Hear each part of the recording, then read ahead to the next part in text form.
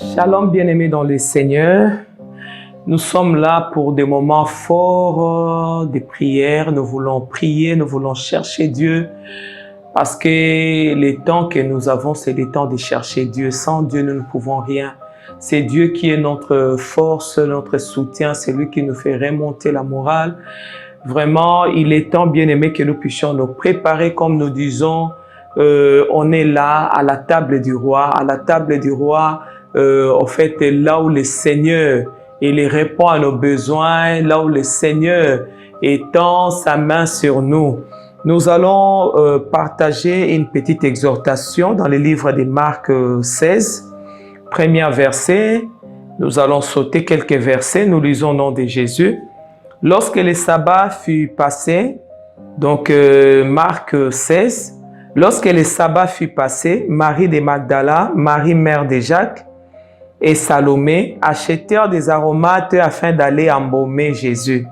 Les premiers jours de la semaine, elles se rendirent au sépulcre des grands matins, comme le soleil venait de s'élever. Elles disaient entre elles, qui nous roulera la pierre loin de l'entrée du sépulcre?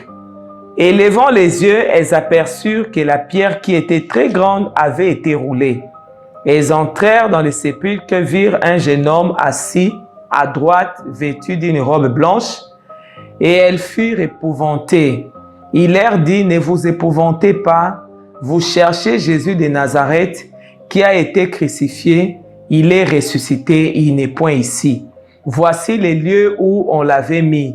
Mais allez dire à ses disciples et à Pierre qu'il vous précède en Galilée. C'est là que vous le verrez comme il vous l'a dit. Amen, amen. Nous sommes là, bien-aimés, devant l'histoire de notre Seigneur Jésus, de sa résurrection. Nous connaissons, nous tous, comment il était mort à la croix et comment on avait mis son corps dans les tombeaux. Mais dans cette histoire, on est là tiqué par l'attitude d'une femme que nous appelons Marie de Magdala. Cette femme bien-aimée, Jésus l'avait délivrée de 7 démons. C'était une femme qui n'avait pas une bonne vie. Elle n'avait pas un bon témoignage. Mais elle est passée par Jésus, sa vie a été, comme on dit, purifiée, son histoire avait été changée. Mais cette femme bien-aimée, il a vu comment Christ était mort. Christ avait laissé une parole. Je mourrai, mais le 3e jour, je serai ressuscité. Il avait déclaré devant les disciples. La femme Marie de Magdala était aussi là. Mais nous savons lorsqu'il y a l'excès de souffrance, l'excès de douleur, des fois nous oublions d'autres paroles promises. Elle avait reçu une parole. Les disciples avaient reçu. Jésus a dit, le 3e jour, je serai ressuscité. Mais la femme, sans tenir compte de cette promesse, elle a juste, comme on dit, réalisé l'amour qu'elle avait vis-à-vis de Jésus. Elle a dit, même si je ne vois rien, même si je ne sens rien, moi, je vais continuer à m'attacher à mon maître. En fait, c'est ce que je veux que nous puissions comprendre. Souvent, nous sommes attachés au Seigneur lorsque nous voyons les choses. Mais Marie de Magdala était arrivée à un point où elle ne voyait plus rien. Le maître n'était plus. Elle était habituée à marcher avec les maîtres, mais le maître est mort dans les tombeaux. Il n'y avait aucun signe d'existence des maîtres. Mais Marie, le matin, elle s'est préparée. Je vais aller mettre les parfums sur le corps de mon maître.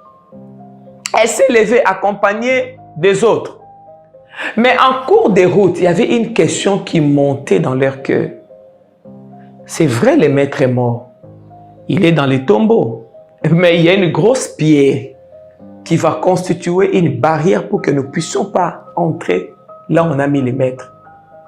Bien aimé, je sais que pendant que je suis en train de parler, il y a des questions qui bouillonnent en toi. C'est vrai, Dieu a parlé. Mais comment les choses vont se réaliser? Dieu m'a promis la guérison. Comment cela va se faire? Dieu a parlé qu'il va intervenir. Il va manifester sa puissance, mais comment la situation va changer? C'était ça la question qui montait dans le cœur de ces trois femmes, de ces femmes. Qui va, comme on dit, enlever pour nous la pierre? Mais la Bible dit, elles se posaient des questions, mais elles ne reculaient pas. Elles avançaient. Et pendant qu'elles avançaient, bien aimées, elles arrivent là où le corps de Christ était. On trouve déjà la pierre enroulée. Il n'y avait plus de barrières, il n'y avait plus comme on dit, l'empêchement. En fait, l'accès était libre. Ils arrivent, les maîtres n'étaient plus. Mais un ange qui dit, pourquoi vous êtes en train de chercher celui qui est vivant parmi les morts? Allez-y dire à d'autres que le Seigneur vous attend à Galilée, comme il vous l'avait dit. En fait, je suis tiqué par cette parole. C'est là que vous le verrez comme il vous l'a dit. Bien-aimés, il n'y a rien qui se passe dans notre vie sans que Dieu nous avise. Là, nous devons retenir. Tout ce qui nous arrive, le Seigneur nous avertit déjà. Mais pendant que quand on a la souffrance, l'excès de souffrance, des fois nous oublions les promesses de Dieu. Bien-aimé, l'Éternel accomplit chacune des paroles qu'il dit à chacun de nous. Tu es là, tu me suis. Peut-être tu dis, bon, ça fait longtemps, Dieu avait parlé, mais à quand il va réaliser? Il va les réaliser. Il fera comme il te l'a dit. Si Dieu avait dit, il va te donner un mariage heureux, il va te donner un mariage heureux. Si Dieu a dit, il va t'élever, il va t'élever. Si Dieu a dit, en fait, il bénira tes enfants, il bénira tes enfants. Peu importe les réalités que tu vois au-devant de toi, peu importe les circonstances qui se trouvent au-devant de toi, Dieu reste fidèle dans sa parole, bien-aimé. Alors, pendant ces moments, je voulais que nous puissions prier. Qu'est-ce qui constitue comme une barrière devant les promesses que Dieu t'a faites? Marie avait reçu une promesse. Et il avait reçu même avec les disciples. Je mourrai, le troisième jour je serai ressuscité. Des fois les hommes avaient même oublié et ils restaient là dans l'inquiétude, ils avaient peur. Ah, si on a tué les maîtres, on peut aussi nous tuer. Mais les femmes ont pris le courage pour aller. Nous allons ne fût qu'aller embaumer. En fait, Marie ne partait pas parce qu'elle s'est rappelée des promesses. Marie ne s'était pas rappelée des promesses. C'est l'ange qui a aidé Marie à se rappeler. Va leur dire, comme lui-même, les maîtres vous l'avaient dit. Il vous avait dit, vous allez vous retrouver le troisième jour en Galilée. Aujourd'hui, peut-être au moment où je parle, tu as oublié les promesses. Mais le Saint-Esprit a permis que tu puisses te rappeler de ça. Il t'avait promis le mariage, peu importe l'âge qui avance, tu vas te marier. Il t'a promis le voyage, peu importe les circonstances, tu vas voyager. Il t'a promis le succès dans les commerces, dans les activités que tu fais. Peu importe les échecs, tu vas avoir le succès. Vous savez, même les échecs sont un langage de Dieu. Mais les échecs, ce ne sont pas une finalité. C'est juste un langage que Dieu est en train de t'enseigner aussi pour faire encore plus. Alors, bien-aimé dans le Seigneur, rappelle-toi de toutes les promesses que Dieu t'a faites. Nous voulons prier. Nous voulons implorer la grâce de Dieu. Quelle est cette situation que pour toi tu penses que Dieu ne peut pas résoudre? Nous voulons prier pour toi qui jusque-là attend. À quand la promesse de Dieu, l'accomplissement? À quand la promesse de Dieu? Quand est-ce que ce mariage, cet homme viendra vers moi? À quand la maternité? À quand cette élévation? À quand ce que Dieu m'avait promis? Bien-aimé, on va prier. L'Éternel ne change pas. Il a dit, il a donné la force à Marie et aux autres femmes pour aller même là où les hommes avaient peur. Aujourd'hui, je te dis, Dieu te donne la force. Reprends toutes tes forces en main.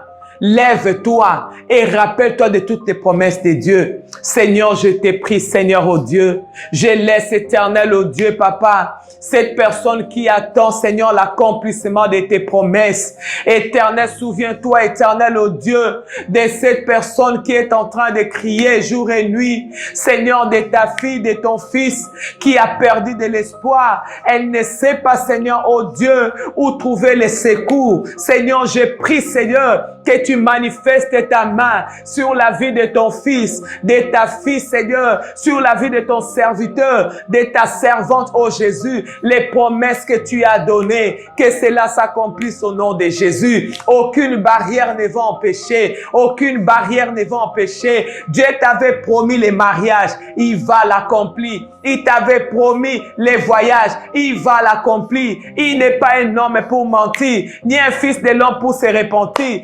Bien-aimé, quand tu es sur le trône de grâce, le trône de grâce, Dieu doit te faire grâce. Dieu doit te faire grâce. C'est un Dieu miséricordieux. C'est un Dieu qui a de la compassion. C'est un Dieu qui te connaît, Seigneur. Oh, Shende Yaba Kolobo Sheke Yababa. Oh, Yende Bele Kolobo Sheke Yababa. Seigneur, notre Dieu, tu es le Dieu de la gloire. Bien-aimé, que le Seigneur te visite ces moments. Que la main de grâce de son trône de grâce te visite.